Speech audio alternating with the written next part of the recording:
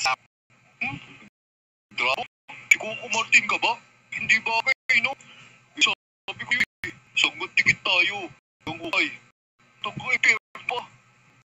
Magagawin mo rin yan, parang, di ba? Ito, gagawin ko ulit ng para. Bakit na tayo sa labas? Maraming salamat talaga ah. Tsaka kapag nakalabas tayo, tutulungan naman kita dun sa mga naiwan mo sa labas eh. Oh, sabi mo yan ha? Tapos, tutulungan naman kita makahanap ng mapapang asawa mo. Aray ko, ito naman, may kalmat pa yung balikat ko eh. Pero, tol, tignan mo. Bakit parang matalas yung kuko ng nakakalmot ah? May kalmot ka rin? Ako rin kasi, medyo malalim na eh.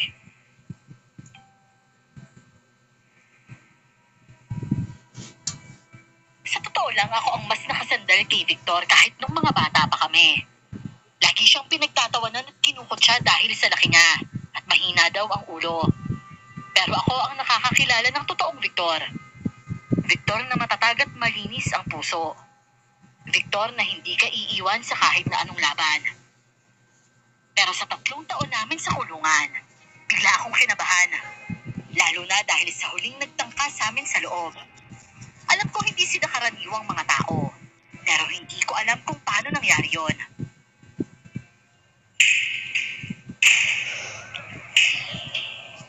Oh, paano? Dalawin mo na lang ako dito ah. Laya ka na oh. Nakakatawa naman yung mukha mo. Iyak ka ba, Bok? Mauuna lang ako, pero ilalabas din kaagad kita. Saka pupuntahan kita dito, kahit araw-araw pa. Gusto mo nga, dalahan pa kita ng chicks dito.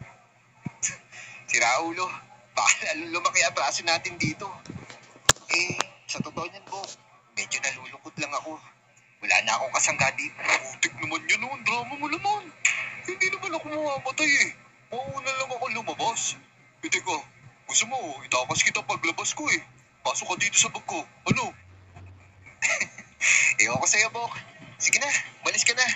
Saka, huwag kang araw-araw pumunta dito. Ayos lang ako. Pasensya ka na, Bok ah. Sabay dapat tayo eh. Hindi bali, di ko hayaang magtagal ka dyan.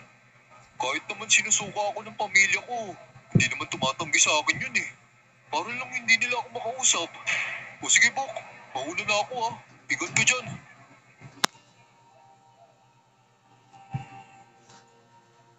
Halos itakwil si Victor ng pamilya nito. Pero dahil rin sa yaman at impluensya nila, nailabas agad si Victor.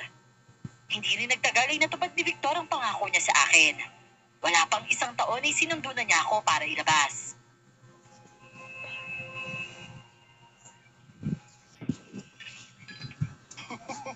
Ayos! Kampay para sa bagong laya!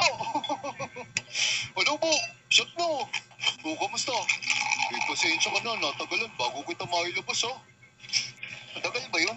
8 buwan ka pa nga lang nasa labas, nakatak mo na ako eh. Pero salamat talaga, Bok ah. Alam natin na sukan-sukan na yung pamilya mo sa'yo, pero talagang hinirit mo pa talaga ako doon. Kaya nga ako pinagbibigyan nun. Kasi nga, parang hindi lang kami mag-usap-usap. Paano na? Ano na gagawin natin dito sa labas? Gusto mo, magtayo na lang tayo ng negosyo.